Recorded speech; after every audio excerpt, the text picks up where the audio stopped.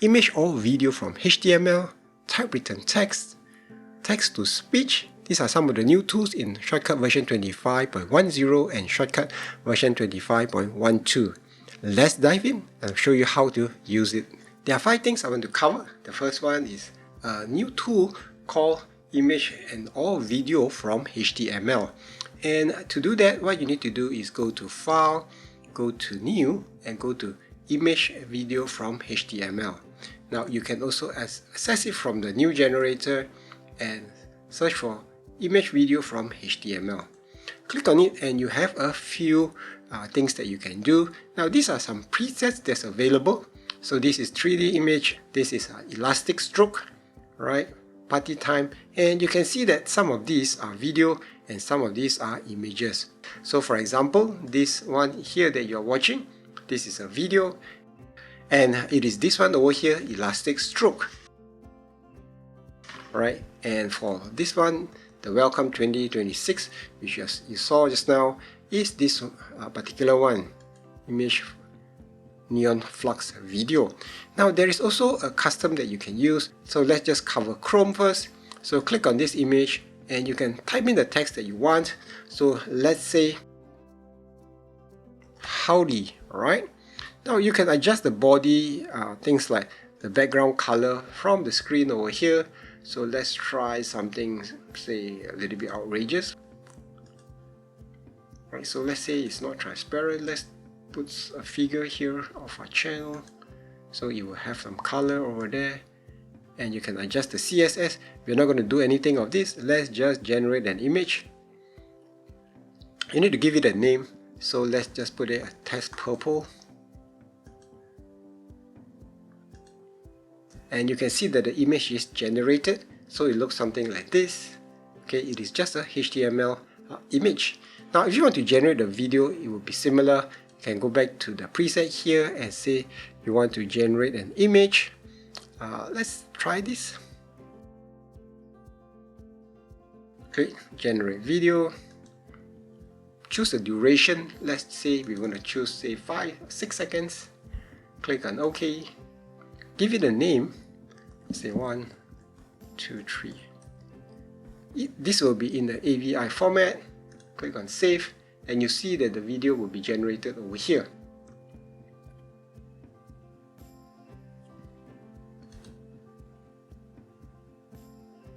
Not too bad actually. Alright, so if you want to use the video, you can just drag it down onto your timeline and you can see it work this way. Of course, you can make the speed change fast. Let's say you want to change the speed. So let's say double it.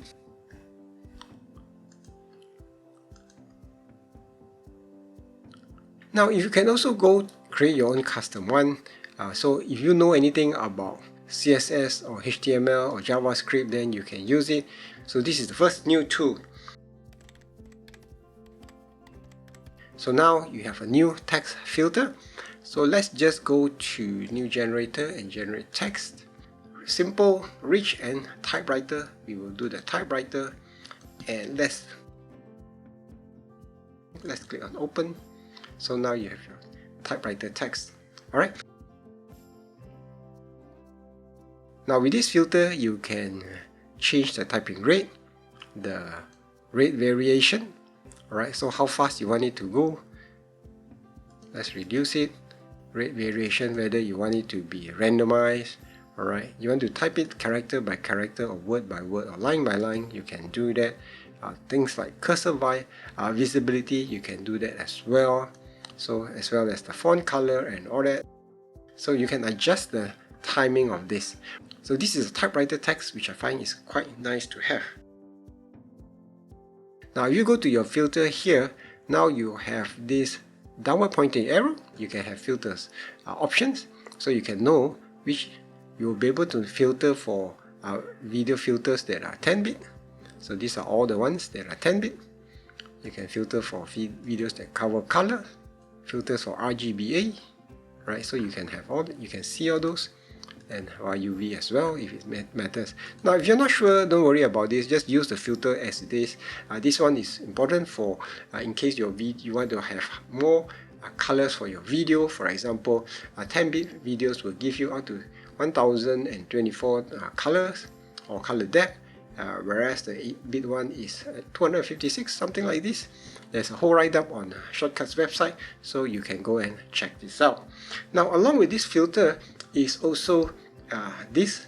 So here, if you're new to Shotcut and you haven't used any of this, for example, if you want to edit for audio and click on audio, so now the layout is for audio, and you notice now that the filters will all be grouped under audio, right? So it is very convenient. If you are doing color correction, click on this color tab, and so now your user interface is set for color. If you go to add filters now, it will all be filtered out for color. However, if you're not on any of these and you prefer to just stick to the editing page, well, no worries, you can just use your filters as normal. One key feature is text to speech, and the reason why I left it for the end is because you need to install something called Docker Desktop. Have it running if you want to use this text to speech, and it has this icon like a ship and a whale or something like that. Okay, so what you want to do is go to subtitles, and you want to go to the menu and click on text to speech. Now, in order to run text to speech, you need to have some text. You need to use the subtitle track for this. So let's go to subtitle menu, add subtitles. Let's add a subtitle, track 1, and let's type in some text.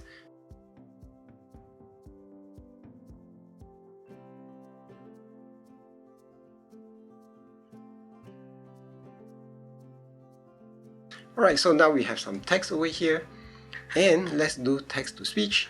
My Docker desktop Docker is running, or Docker desktop is running. So let's go to this place here, go to text to speech, click on it. So now you have the option to select language, British English, American English, etc, etc. Let's stick to British English, and you can select the voice. If you want to sample the sound, you can listen to this first, and also you can select the speed as well. So next, let's choose Lily. I haven't heard her voice. Let's just need to save it. Let's save this. You want to save your file to a file name. Save it. Click on OK. So now Docker will do is things to generate this text to speech. Now, if you are installing Docker for the first time, it will take a bit of time because this Docker file is quite large. I think something around 13 gigabytes, alright, and you need to install it on your computer. So even if you have installed it, it will still take some time, and you can see on the progress bar over here. I will pause the video and come back shortly once it's almost done. This is done. We can play it to listen to it. Let's take a listen to this. Not sure why, but it ended up at the back of the video. How are yous? I'm feeling fantastic. Alright, so that is in terms of text to speech, and this is in Shotcut version 25.10 and 25.12.